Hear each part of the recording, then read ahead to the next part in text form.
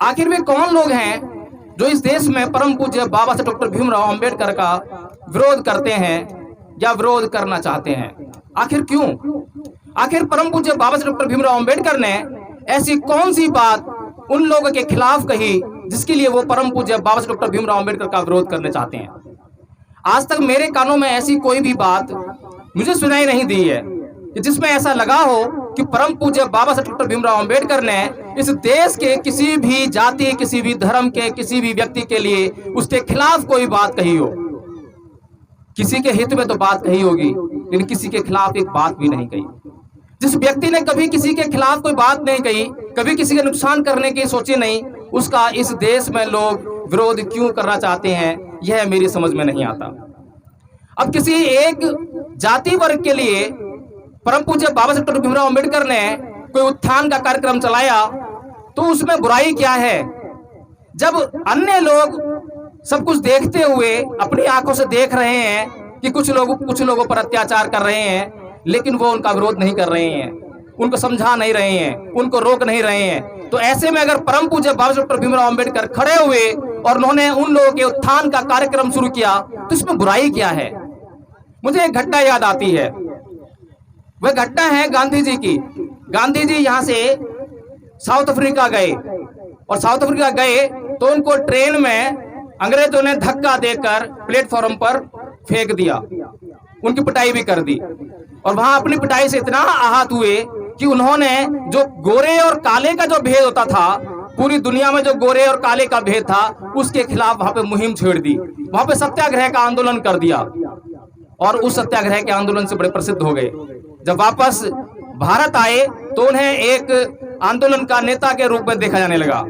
लेकिन वही गांधी, वो कैसे गांधी थे, कैसे सत्याग्रही थे, कैसा सत्य पर आग्रह करने वाले थे, जिनको इस देश के अछूतों पर होने वाले अत्याचार दिखाई नहीं दे रहे थे? क्या ऐसा हो सकता है कि गांधी जी ने जब से वो पैदा हुए इस देश में, बड़े हुए, बैरिस्टर बनने के लिए लंदन गए, तब तक उन्होंने इस देश में किसी भी दलित पर अत्याचार होते हुए नहीं देखा? क्या ऐसा हो सकता है? क्या उन्होंने जरूर देखे होंगे, उन्होंने इतने अत्याचार होते हुए भी देखे, लेकिन उन्होंने कभी उसका विरोध नहीं किया। आखिर क्यों विरोध नहीं किया? अभी मैंने एक औरत को यह कहते हुए सुना कि उसकी लड़की यूक्रेन गई थी डॉक्टरी की पढ़ाई करने, और वहां पर उसका मर्डर हो गया, एक तरह से युद्ध में मारी गई उसमें। तो वह बोलती है कि अगर आरक्षण इस देश में ना होता तो आज मेरी बेटी जिंदा होती। अब सोचने वाली बात है कि आरक्षण ना होता तो उसकी बेटी जिंदा होती। इसका मतलब ये है कि आरक्षण एक बुरी व्यवस्था है। इस पर चिंतन मनन किए बगैर कोई भी व्यक्ति अगर बोलता है तो मैं ये समझता हूं कि वह नासमझ है। वह उसी प्रकार से नासमझ है जैसे एक माँ अपने बेटे को कहती है, उसकी सेहत को ध्यान में रखते हुए, कि बेटा खीर खा ले, और वो बेटा कहता है, मुंडी हिलाता है कि नहीं, मुझे खीर नहीं खानी है। वो माँ जिद करती है, बेटा खीर खा ले, नहीं तो भूखा रह जाएगा, तेरी सेहत खराब हो जाएगी। बार बार कहने पर वो हाँ कर देता है कि ठीक है माँ, मैं खीर खा लूंगा, लेकिन मेरी शर्त है कि मैं अपनी ही कटोरी में खीर खाऊंगा। अपनी ही कटोरी में खीर खाएगा, चल कोई बात नहीं, ले अपनी कटोरी में खीर खा ले। फिर मुंडी लाता है कि मैं ये खीर नहीं खाऊंगा। फिर वो कहती है कि क्या हुआ, अब तो तेरी कटोरी में खीर है। वो कहता है कि इसमें कुछ काला काला पड़ा है। अब वो काला काला जो है कोई खराब चीज नहीं है, उसकी सेहत के लिए अच्छी चीज है, इलायची हो सकती है, कुछ भी हो सकता है, लेकिन माँ ने जानबूझ के डाला है, उसकी सेहत के लिए डाला है। लेकिन जब बेटा कहता है कि ना मुझे ये पसंद नहीं है, तो माँ उस इलायची को भी निकाल के बाहर कर देती है, ले बेटा आप तो खीर खा ले। मतलब बेटा जो है वो बातों को समझता नहीं है, उसको मालूम नहीं है कि क्या अच्छा है क्या बुरा है। ऐसा ही हाल आज हमारे देश में ऐसे नासमझ लोगों का है जो परम पूज्य बाबा साहब डॉक्टर भीमराव अंबेडकर को समझते नहीं है और बिना समझे ही कुछ भी टिप्पणी कर बैठते हैं। अब आज अगर हम परम पूज्य बाबा साहब डॉक्टर भीमराव अंबेडकर का जन्मदिन मना रहे हैं, तो हमें ये सोचना पड़ेगा कि परम पूज्य बाबा साहब डॉक्टर भीमराव अंबेडकर अगर एक विचार थे तो वो विचार था क्या, किस बात का विचार है, किस बात को लेकर हम आगे बढ़ सकते हैं, अपना विकास कर सकते हैं। परम पूज्य बाबा साहब डॉक्टर भीमराव अंबेडकर ने 13 अक्टूबर सन 1935 को एक बात कही थी। परम पूज्य बाबा साहब डॉक्टर भीमराव अंबेडकर ने इसी तरह के एक मंच पे, जिसमें आगे लाखों की संख्या में भीड़ थी, वहां पर कहा था कि मैं हिंदू धर्म में पैदा हुआ, यह मेरे बस की बात नहीं थी, लेकिन मैं हिंदू मरूंगा नहीं। अब ये बात जो लोग उस बच्चे की तरह आग्रही हैं, दुराग्रही हैं, जब वे लोग इस बात को सुनते हैं तो उनको बहुत बुरा लगता है और वे लगते हैं अंबेडकर की आलोचना करने के लिए, बिना पूछे बिना जाने कि आखिर अंबेडकर ऐसा क्यों कह रहे हैं कि उन्होंने हिंदू धर्म में पैदा हुए लेकिन वे हिंदू धर्म में मरेंगे नहीं। ऐसा क्यों कह रहे हैं? क्या परम पूज्य बाबा साहेब डॉक्टर भीमराव अंबेडकर इस देश और इस दुनिया में पहले व्यक्ति थे जिन्होंने हिंदू धर्म को छोड़ा और किसी अन्य धर्म को अपनाया? उससे पहले हिंदू धर्म को चलाने वाले जो ब्राह्मण लोग हैं, उनमें से बहुत से लोगों ने हिंदू धर्म को छोड़कर बौद्ध धर्म अपनाया। उदाहरण के लिए अभी हमारे पीछे समकालीन केदारनाथ पांडे जी, जिन्होंने बौद्ध धर्म को अपनाया तो उन्होंने अपना नाम बदलकर राहुल सांकरतैन किया, उन्होंने हिंदू धर्म को छोड़ा। बहुत सारे ब्राह्मण, नागार्जुन, दिव्यनाग, नागसेन, जितने भी बौद्ध धर्म में बड़े बड़े बौद्ध भिक्षु हुए, वो सभी ब्राह्मण थे, सब पहले हिंदू थे। हिंदुओं के उन्होंने धर्म शास्त्र पढ़े, वेद पढ़े, पुराण पढ़े, सब कुछ पढ़कर उनको जानकर समझकर फिर बौद्ध धर्म के भी ग्रंथों का अध्ययन किया, बौद्ध धर्म का अध्ययन किया। जब उसके बीच में तुलना की, कंपैरिजन किया और जब ये जान लिया कि ये चीज सही नहीं है, ये वाली चीज सही है, तो उन्होंने उसको छोड़ा, उसको अपना लिया। कपड़े भी तो हम ऐसे करते हैं, जो कपड़े हमें पसंद नहीं होते हैं उनको हम छोड़ देते हैं, या जो कपड़े हमें फिट नहीं बैठते हैं उनको छोड़ना पड़ता है, फिर हमें नए कपड़े सिलवाने पड़ते हैं जो हमें पसंद हो, जो हमें फिट हो जाएं अपने फिटनेस के हिसाब से। तो इसमें बुराई क्या है? परम पूज्य बाबा साहेब डॉक्टर भीमराव अंबेडकर ने कोई पैदा होते ही हिंदू धर्म नहीं छोड़ दिया, कोई नादानी में हिंदू धर्म नहीं छोड़ा। वो बड़े हुए, बड़े होने के बाद वे विदेशों में पढ़ने गए, तमाम तरह की शिक्षाएं उन्होंने हासिल की। बड़ी बड़ी शिक्षाओं को हासिल करने के बाद, बड़ी बड़ी डिग्रियों को हासिल करने के बाद भी जब वे अपने देश में वापस आए तब भी उन्हें वो सम्मान नहीं मिला जो एक आम इंसान को सम्मान मिलना चाहिए। बचपन में जब उनको बाल काटने की बात हुई, जब वो नाई के पास गए कि भाई मेरे बाल काट दो, वो भैंस के बाल काट रहा था तो उसने बाबा साहब के बाल काटने से इनकार कर दिया। तो बाबा साहब कहते हैं कि भाई तुम भैंस के बाल काट सकते हो, मेरे बाल क्यों नहीं काट सकते? तो बोलता है कि मैं भैंस के बाल काटूंगा पर तेरे बाल नहीं काटता, जा छूट भाग जाए से। हद हो गई। जब स्कूल में गए तो वहां पर मई जून, जो भी तो अप्रैल चल रहा है, इसके बाद मई जून की गर्मी आएगी, उसमें कितनी प्यास लगी हो, बहुत जोर से प्यास लगी हो बच्चे को जो है, और वह चपरासी ना आया हो जो कि ऊपर से पानी डालता था, पानी पीते थे, पूरे दिन प्यासे रहना पड़ता था। वो पानी पीने से कौन रोक रहा है? वो बाल काटने से कौन रोक रहा है? और जब बैरिस्टर बन के जब वापस आए तो वडोदरा रियासत में जब उनको नौकरी मिली तो वहां पर नौकरी करने से किसने रोका? कौन लोग थे वो? क्या वो मुस्लिम लोग थे? क्या वो ईसाई लोग थे? क्या वो सिख लोग थे? क्या वो किसी और दुनिया के लोग थे?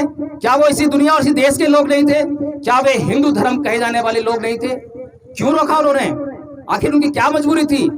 उन्होंने इसलिए रोका क्योंकि उनके धर्म शास्त्र उनको इस बात के लिए कहते थे, उनको इस बात के लिए रोकते नहीं थे, बल्कि उनको इस बात के लिए कहते थे कि अंबेडकर को पानी नहीं पीना चाहिए, अंबेडकर के बाल नहीं काटे जाने चाहिए, अंबेडकर को नौकरी नहीं करनी चाहिए। वो इस बात के लिए रोकते थे और ये हिंदू धर्म शास्त्र कहते थे। अब कई बार लोग जिरह करते हैं, बहस करते हैं। आज देश में जो है हिंदू धर्म के आधार पर सरकार भी है, लेकिन मैं पूछता हूं, बहुत से लोगों से पूछता हूं कि भाई आपने रामायण पढ़ी है क्या?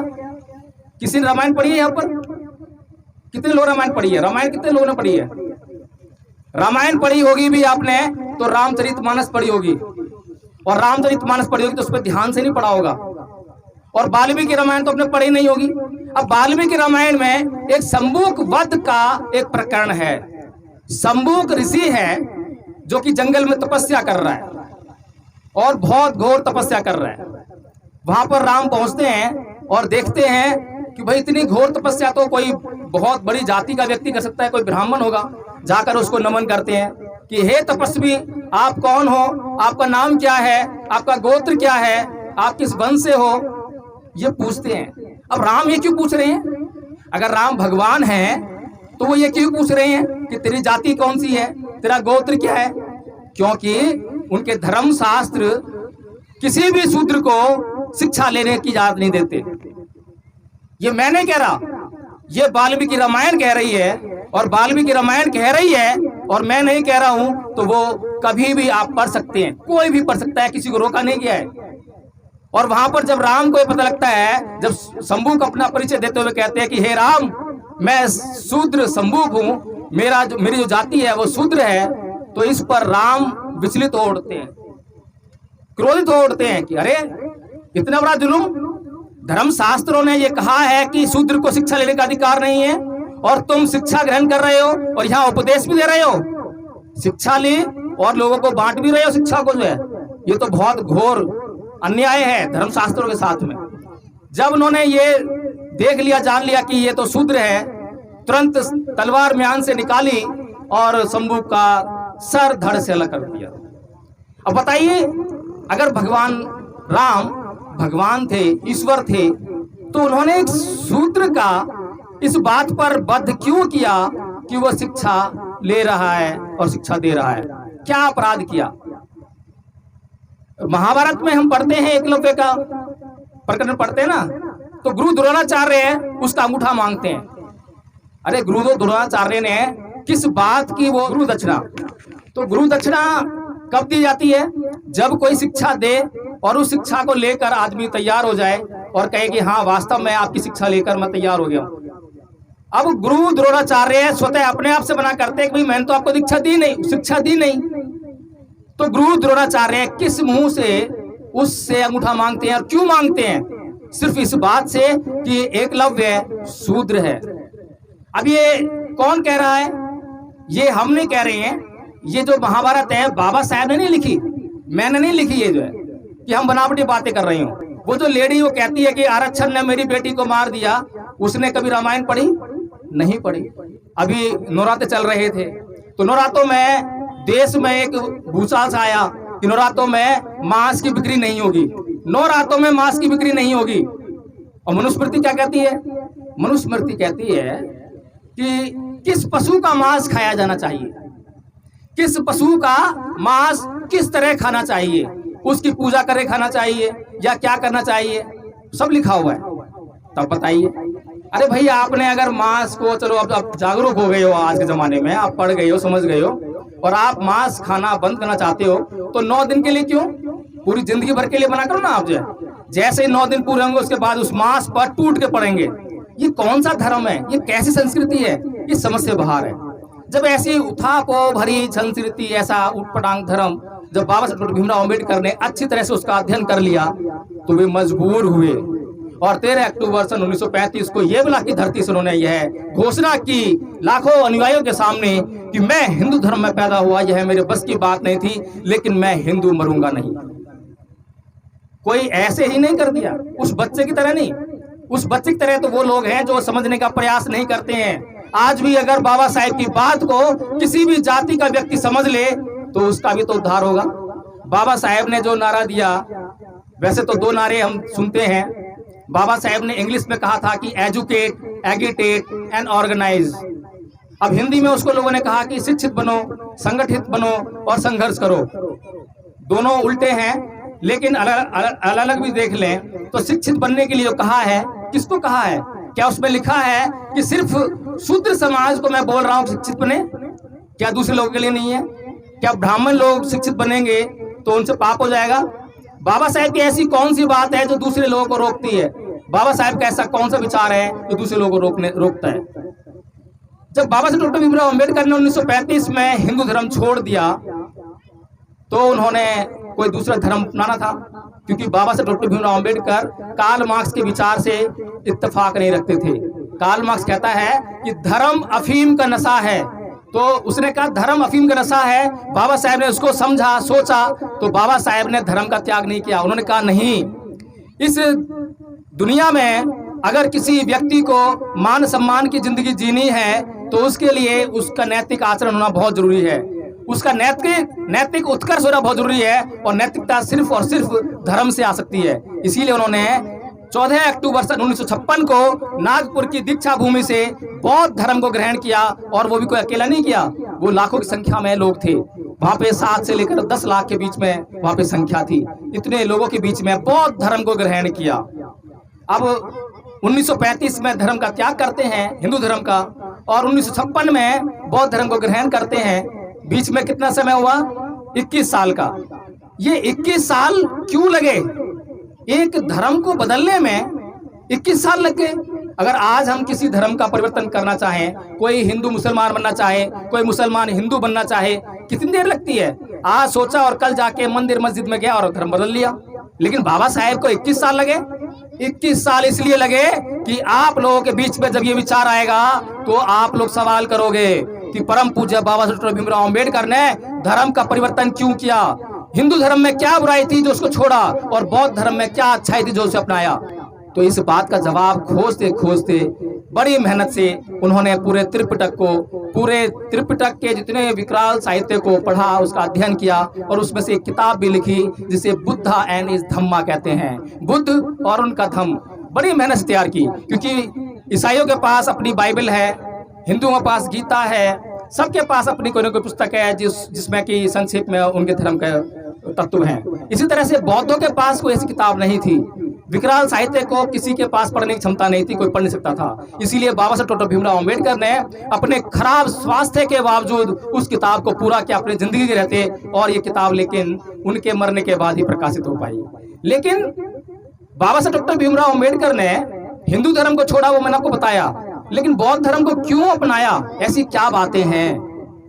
बाबा साहेब डॉक्टर भीमराव अंबेडकर ने बुद्ध के धर्म को इसलिए अपनाया क्योंकि सिर्फ बुद्ध ही कहते हैं कि सब पापस्य अकर्णं कुशलस्य उपसंपदा सचित प्रयोदपन्नं एतं बुद्धानुशासनं, कि सभी प्रकार के पाप कर्मों का ना करना और सभी प्रकार के पुण्य कर्म, अच्छे कर्मों का करना, और अच्छे और गलत काम को, उसके बीच के भेद को जानने के लिए अच्छे और सच्चे चित्त का निर्माण करना, उसका संचय करना, यही धर्म है। क्या इस परिभाषा से इस दुनिया का किसी भी धर्म का व्यक्ति इनकार कर पाएगा? क्या कोई कर सकता है क्या कि अच्छे काम नहीं करने चाहिए, बुरे काम नहीं करने चाहिए और अच्छे काम करने चाहिए? कोई भी इनकार नहीं करेगा। भगवान बुद्ध कहते हैं कि फंदनंग चपलंग चित्तंग दुरखंग दुनिवार्यंग उजुम करोति मेधावी उसुकारो व तेजनंग, कि जो चित्त है, मन जिसे आप लोग समझते हो, वो चंचल है, चपल है, वह क्षणिक है, वह दुरक्ष है, बहुत बड़ी जल्दी से इधर से उधर हो जाता है, उसकी रक्षा बड़ी मुश्किल से होती है। अब उसकी बड़ी मुश्किल से रक्षा होती है तो उसकी रक्षा करने वाले कौन हैं? वे मेधावी पुरुष हैं। वो उसी प्रकार के मेधावी पुरुष हैं जिस प्रकार से कि एक बाण को सीधा करने वाला व्यक्ति बाण को सीधा करता है, इसी तरह से वो मेधावी पुरुष अपने चित्त को संयमित करता है, कंट्रोल में रखता है। कोई मामूली बात कही बुद्ध ने? ऐसी बात अभी आपने सुनी है क्या? बुद्ध आगे क्या कहते हैं? बहुत सारी बातें हैं, मैं कुछ बातें आपको कह कर, क्योंकि आपका भी समय कीमती है, गर्मी पड़ रही है, मैं सिर्फ संक्षेप में बताना चाहता हूं कि परम पूज्य बाबा साहेब डॉक्टर भीमराव अंबेडकर ने बौद्ध धर्म को क्यों स्वीकार किया, इसके कारण मैं गिनाना चाहता हूं। तो बुद्ध दंपत में कहते हैं कि ना ही वेरेन वेराने संबंधी कुदाचनंग अवेरेन चै समंती ऐस धम्मो सनातनो, यानी कि वैर से कभी वैर शांत नहीं होता। होता है कभी वैर से कभी वैर शांत होता है क्या? आप किसी को गाली दो तो पलट कर वो आपको गाली दे तो आपका जो क्रोध है वो शांत होगा या और उबलेगा? और उबलेगा ना। तो बुद्ध कहते हैं कि वैर से कभी वैर शांत नहीं होता और अवैर से ही वैर शांत होता है। आपको किसी ने गाली दी और आपने गाली नहीं दी, तत्क्षण आपने उस वैर को रोक दिया। ये बुद्ध का जो नियम है, ये सनातन है, हमेशा हमेशा अपने रखने वाला है। कहीं भी चले जाइए, किसी भी काल में जाइए, किसी भी देश में जाइए, ये नियम बदलता नहीं है। लेकिन इस देश के लोग जिस संस्कृति की ओर बढ़ रहे हैं, वो संस्कृति क्या कहती है? गीता में कृष्ण जी कहते हैं कि हे अर्जुन, तुम किन लोगों को मारने से बच रहे हो? तुम जिनको मारने से रुके हुए हो, जिनकी हत्या नहीं करना चाह रहे हो, तुम जिन्हें अपना रिश्तेदार कह रहे हो, वो लोग पापी हैं, उन्होंने पाप किया है, और तुम इन्हें मार भी दोगे तो उनके शरीर ही तो मरेंगे, उनकी आत्मा तो मरने वाली नहीं है। अब बताइए, अब पाप किसने किया? शरीर ने किया या आत्मा ने किया? पाप तो आत्मा ने किया। अब दंड किसको मिलेगा? आत्मा तो मरेगी नहीं, उसे तो ना दुख होगा, ना दर्द होगा, कुछ नहीं होगा। अब कृष्ण जी क्या कह रहे हैं समझ में नहीं आ रहा। अब कृष्ण जी किसी को मारने के लिए कह रहे हैं, सुधारने के लिए नहीं कह रहे हैं, क्योंकि कृष्ण जी का मानना है कि वो सुधार नहीं सकते। अब जो सामने लोग हैं वो कौन है? वो बड़े बड़े राजा महाराजा हैं, उनकी शिक्षा हुई है, दीक्षा हुई है, स्कूल गए हैं, कॉलेज गए हैं, गुरुकुल गए हैं, वो पढ़े लिखे हैं, उनके बुद्धि का विकास हुआ है। लेकिन वहीं दूसरी तरफ हम देखें तो भगवान बुद्ध के सामने कौन है? अंगुलीमाल है। कोई शिक्षा दीक्षा नहीं हुई है, जंगल में रहने वाला व्यक्ति जिसने अहिंसा कभी सुनी नहीं और हिंसा से उसका रोम रोम भरा हुआ है, हिंसा ही हिंसा जानता है, उसको मारने के लिए भगवान बुद्ध नहीं जाते हैं। निहत्थे बिल्कुल जंगल में जाते हैं और निहत्थे जाकर उस अंगुलीमाल को सुधार कर उसके चित्त में परिवर्तन करके उसको वापस लाकर उसको भिक्खु बनाते हैं। ना केवल भिक्खु बनाते हैं बल्कि उसको एक अरहत भिक्खु बना देते हैं। बताइए कितना बड़ा फर्क है। लोग कहते हैं कि कृष्ण जी ईश्वर हैं, चमत्कार करते हैं। अरे चमत्कार करते हैं तो जो सामने सेना खड़ी थी, जो सामने राजा खड़े थे, जो दुश्मन खड़ा था, उसके दिमाग में परिवर्तन क्यों नहीं किया चमत्कार से? उनके दिमागों को चेंज कर देते, उनको मारने की जरूरत नहीं पड़ती। ये कंपैरिजन करके बता रहा हूं कि बुद्ध में और दूसरे लोगों में क्या फर्क है। बाबा साहब डॉक्टर भीमराव अम्बेडकर ने बौद्ध धर्म क्यों अपनाया? बुद्ध धम्पद में कहते हैं कि अकोछी मंग अवधि मंग अजीनी मंग ये चैतंग ने अपनहंती विरंग ते संग ने सम्मति, यानी कि उसने मुझे मारा, उसने मेरा सब कुछ छीन लिया, उसने मुझे जीत लिया, उसने मुझे डांटा।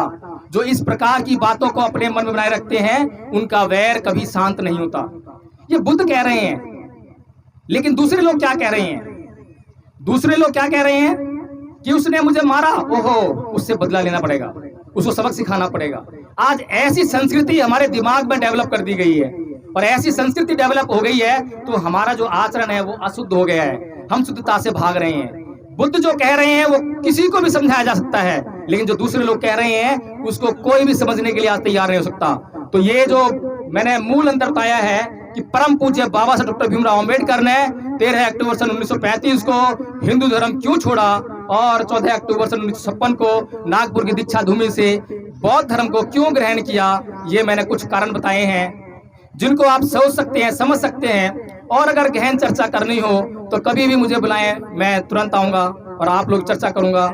मैं अपनी इन्हीं बातों के साथ में अपनी बात को विराम देता हूं। बातें तो बहुत सारी करने के लिए थी, लेकिन समय को मैं समझ रहा हूं, गर्मी भी हो रही है और भी वक्त है, तो इसके साथ अपनी बात समाप्त करता हूं। जय भीम, नमो बुद्धाय।